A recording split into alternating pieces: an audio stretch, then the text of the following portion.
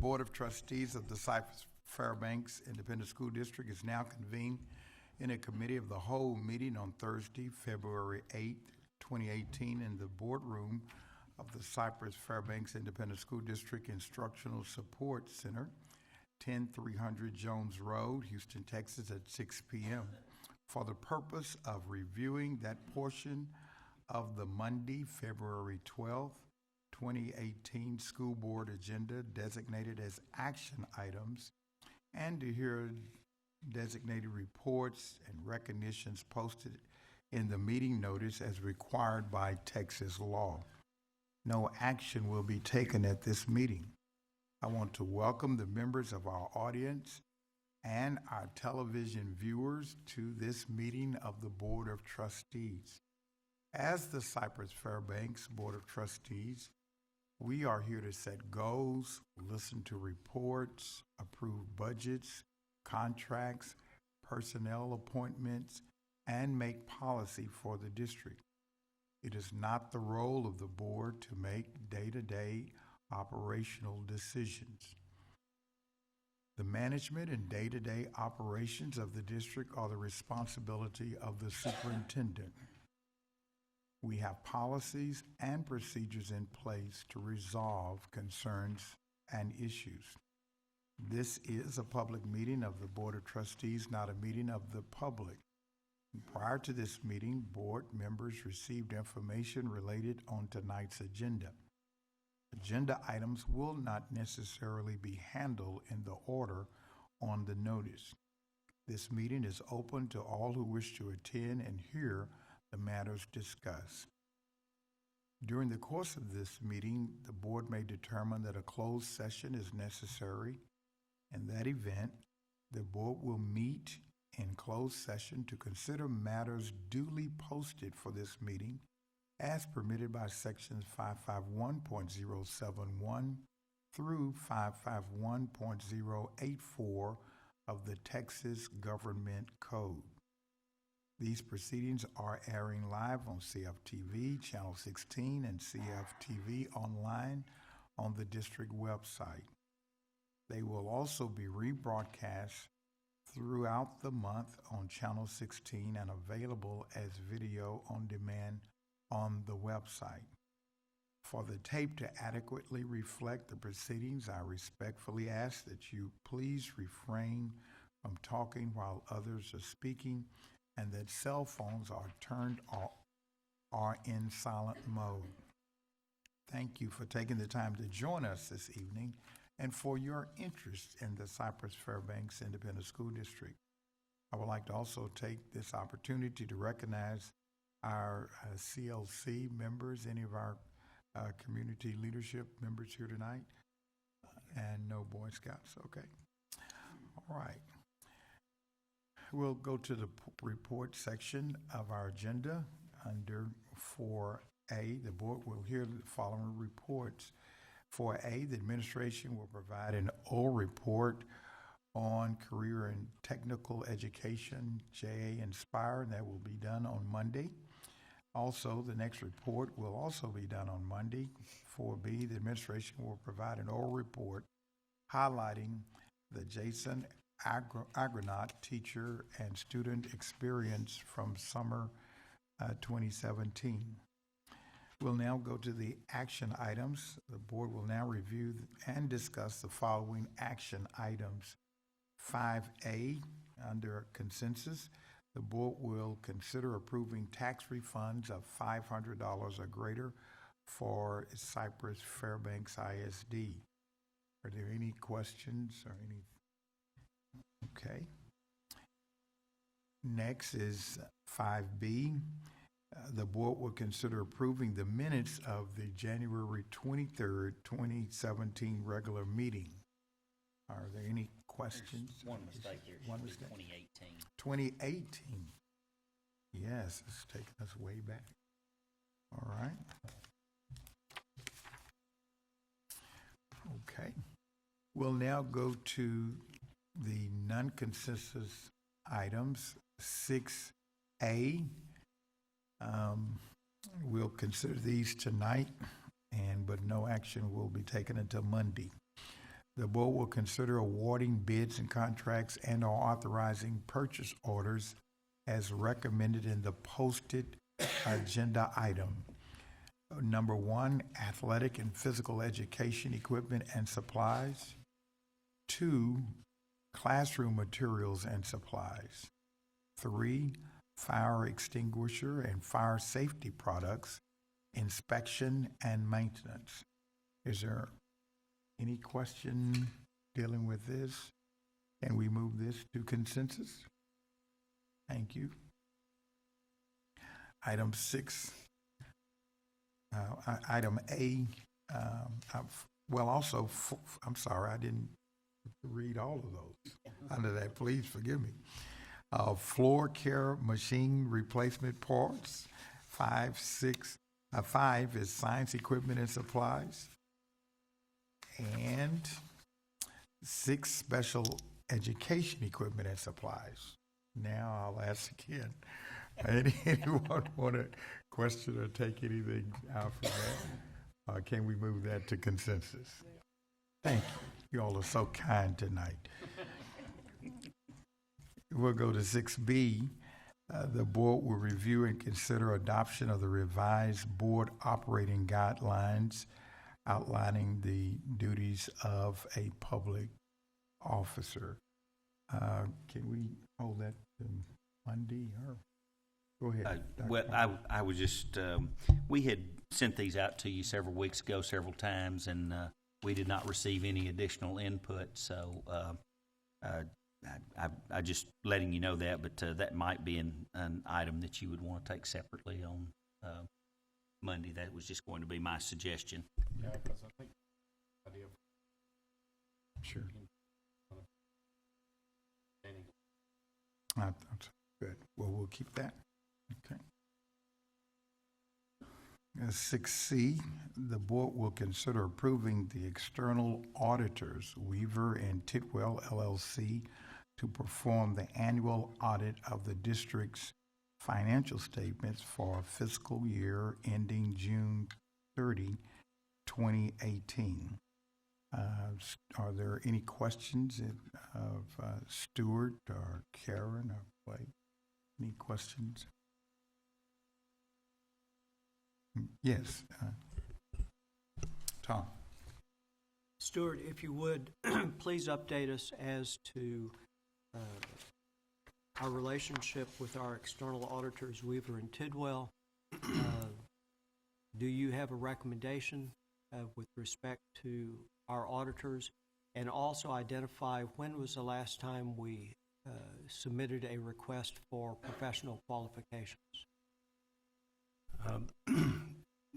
Weaver and Tidwell have performed the audit of our financial statements for the last 2 years, the 2016-17 fiscal year and the 2015-16 and 2016-17. Prior to that, the audit firm of Hereford, Lynch, Sellers, and Kirkham was selected and had performed the audits previously. The two firms merged prior to the 2015-16 fiscal year, and we have been extremely pleased with the work that Tidwell and Weaver and Tidwell have performed. We do recommend that you engage them to do the audit for the fiscal year ended June 30, 2018. We have, the last time that we actually sent out proposals or RFQs was, I guess, about 6 years ago. Yeah, about 6 years ago.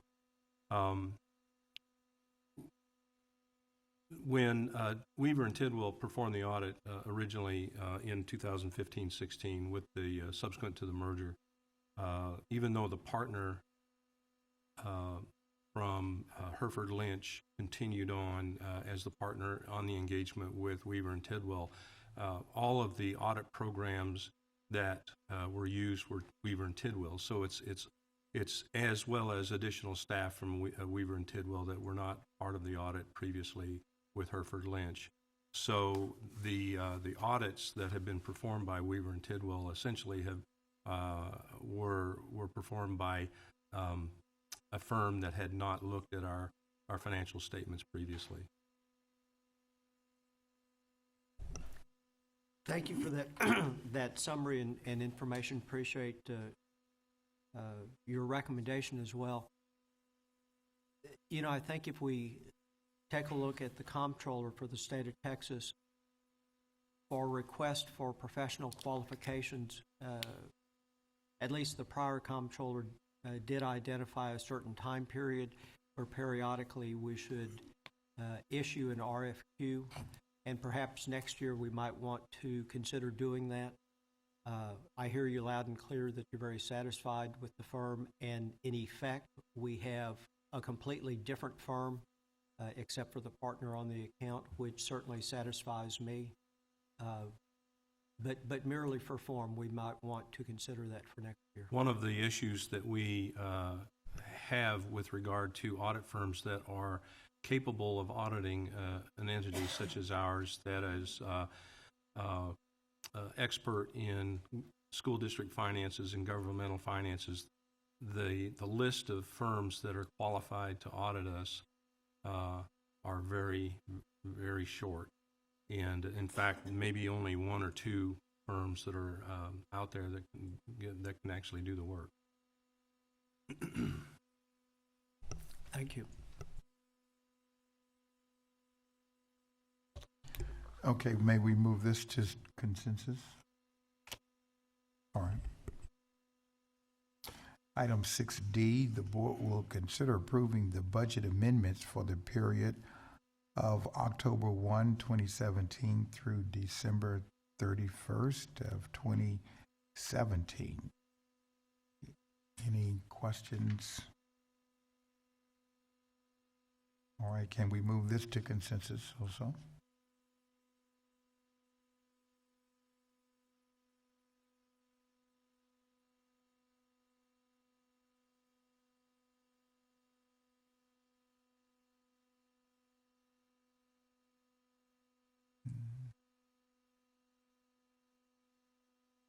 Tom, are you? I'm fine. Okay, all right. I'm sorry. All right. Once we know who the troublemakers are, then I'm here. 6E, the board will consider approving the first reading, additions, revisions, or deletions to district policies.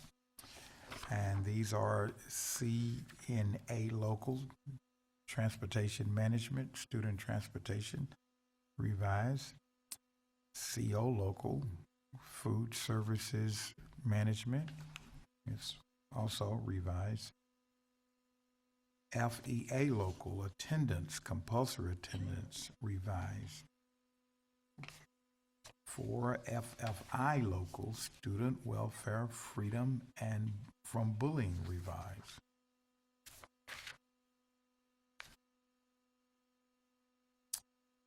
And GKE local, community relations, business, civic, and youth groups. This is an add-on. And are there any questions? Yes. I was just reviewing E2, the food services management.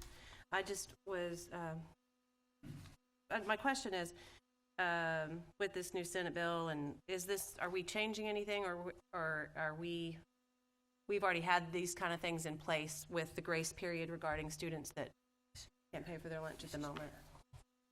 Yeah, okay. Yes, we have. Basically, what the Senate bill is requiring us to do is take what.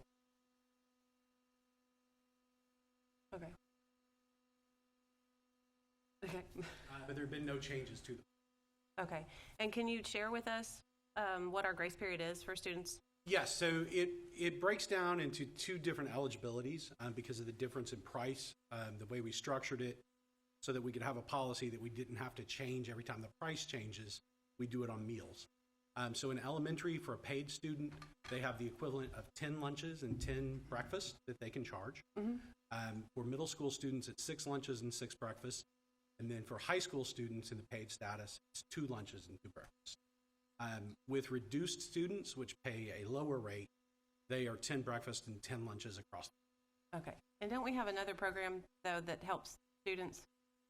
We do. Super. After that, we have what we call the Superhero Program, and that is a donation-based account that really will cover lunches for elementary students once they've exceeded that grace period. And it also covers lunches for middle school students once they've exceeded the grace period. Initially, when we rolled that program out, we did breakfast and lunch for middle school, high school, and elementary. But since it is donation-based, it was very hard to maintain that. So now it's just lunches and elementary and middle school. Okay. Well, I know that we've already had this in place, and so I was just curious if this would change us any, and it's not. And I think that our the superhero program is fabulous, and I know that our students really benefit from that. So thank you. Thank you. Anyone else? Yes, Tom. I talk to scout groups fairly routinely. About every other month, there's a question a scout always comes up with, and it's either from the scout or one of the scout's parents. It always has to deal with bullying. I see that we are revising the policy here on bullying. Who would be best to address the changes that we have? She's already come. Thank you, Mr. Crawford. All right. And Ify, Ms. Ms. Obumake, Obumake, is your turn. before you get started, Mr. Jackson and Ify's going to go through those details for you. But all of those changes were adopted in the 2017-18 Code of Conduct. And so now we are just sharing that same information with you in the policy. And during the adoption of the Code of Conduct, that's when you had the presentation from Josh, and he went through all of those, Josh Campbell, and he went through all of those details with you. But Ify will reiterate those for you. Good evening. The main revision is really expanding, including cyberbullying into the definition of bullying, and also being a little bit more specific with the reporting procedures for bullying. We also, one more new addition this year is making sure that districts have a tool for students to use to report bullying anonymously. And we already have a Cypher tip line that has been in use for quite some time now, so we do have that tool. And I think the next, the other new revision includes now that when bullying is brought onto our school campuses, there may be instances where we now involve CFPD to conduct investigations. So those are the main highlights.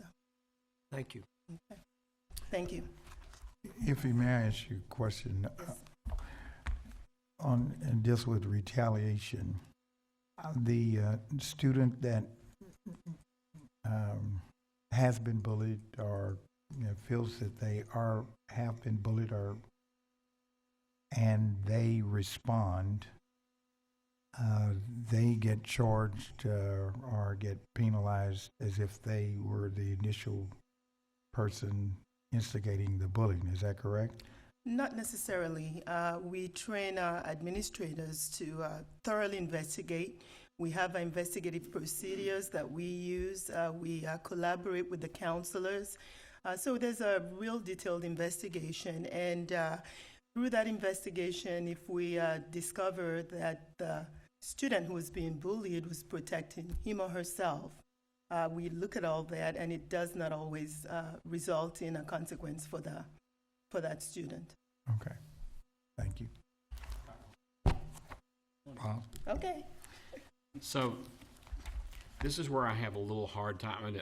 I totally believe in the bullying and us not allowing that to happen. But the cyberbullying, and I've heard instances where it happens after school and the schools are still responsible.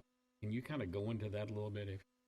Well, we have a lot of cyberbullying that happens now outside of school. And the big change here is if that incident that happens outside of school is brought onto school and causes a disruption and impedes students or that particular students who may be being bullied, impedes their learning, the opportunity to learn, then we as administrators, we're obligated to investigate and contact the parents of the bully and the student who's been bullied. So we can no longer say this happened outside of school, it doesn't have anything to do with school. If it comes onto school, then we have to look into it. But who lets us know that this has happened outside of school? Well, we get, we have a tip line. That's a big source of information. We get in tips all through the day, sometimes at night. So our students have been well trained to share that information. Once in a while, we get phone calls from parents. So we have teachers.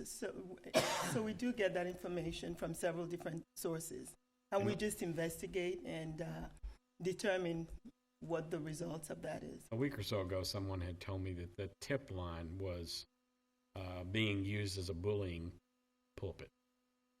Well, we have occasionally, once in a while, where it's not used in that fashion, but we, occasionally we have students who use it inappropriately, and we work very closely with the provider out of Utah.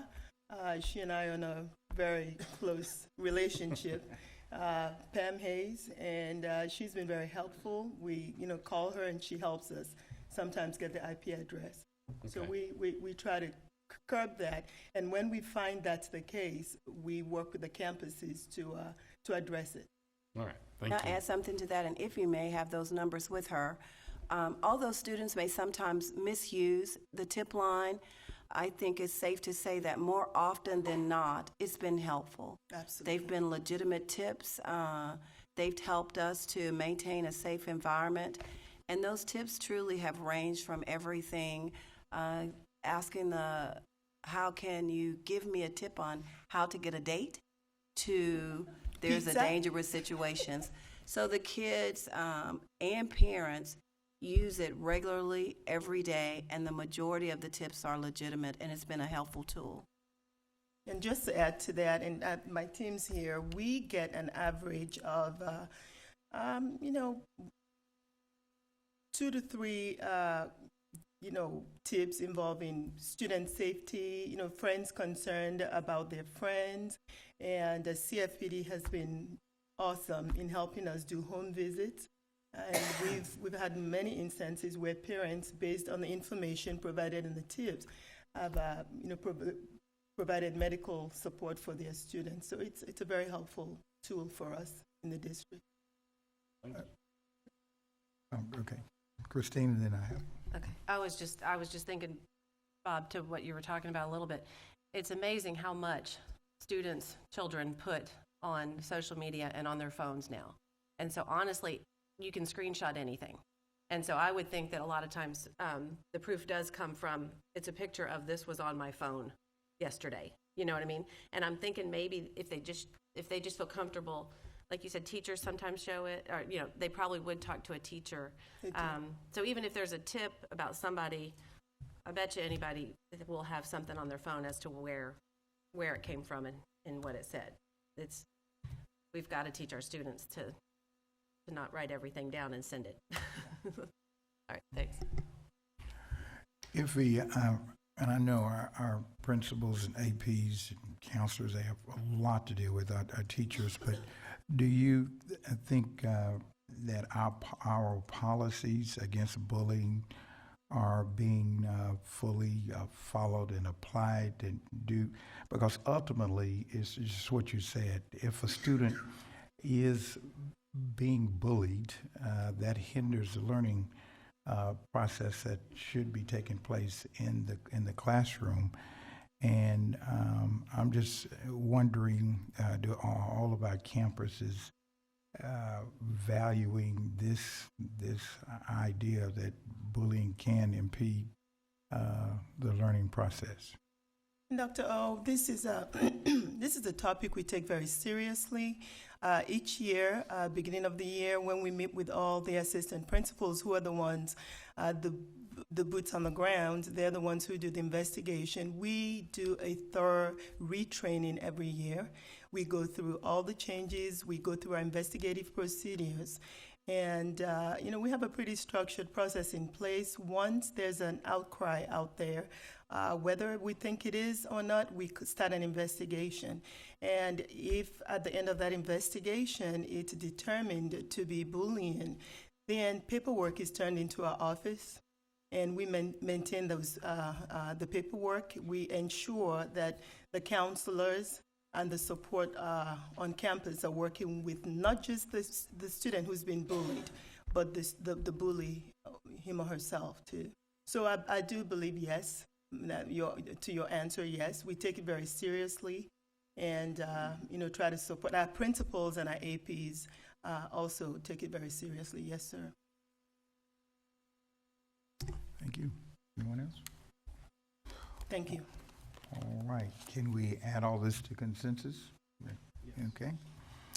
6F, the board will consider approving on second reading additions, revisions, deletions to district policies, BBE local, board members' authority.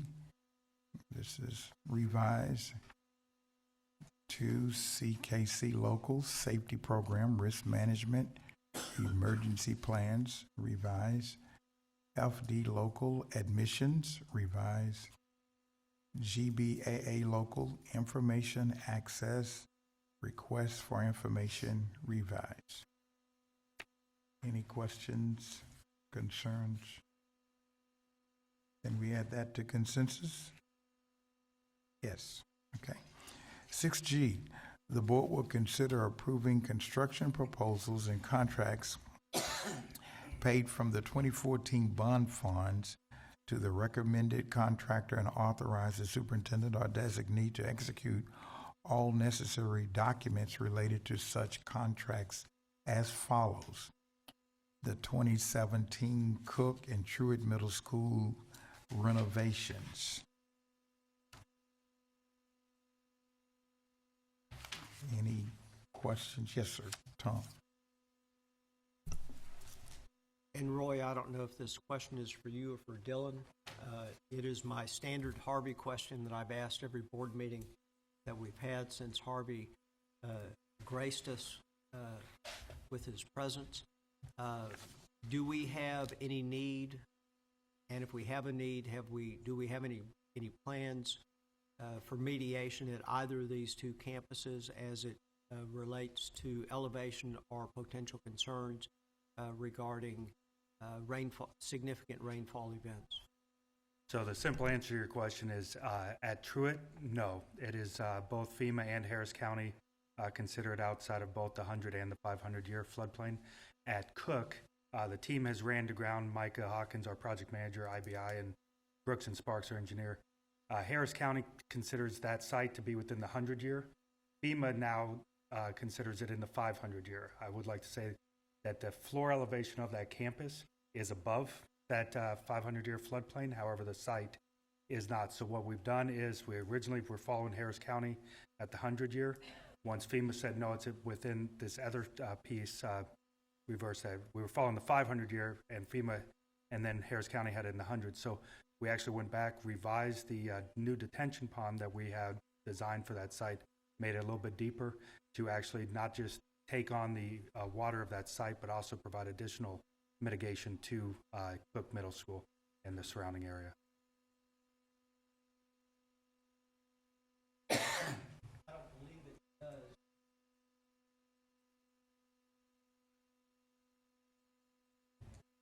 Oh, what? I'm sorry. No. Yes, sir. Can we move this to consensus? All right.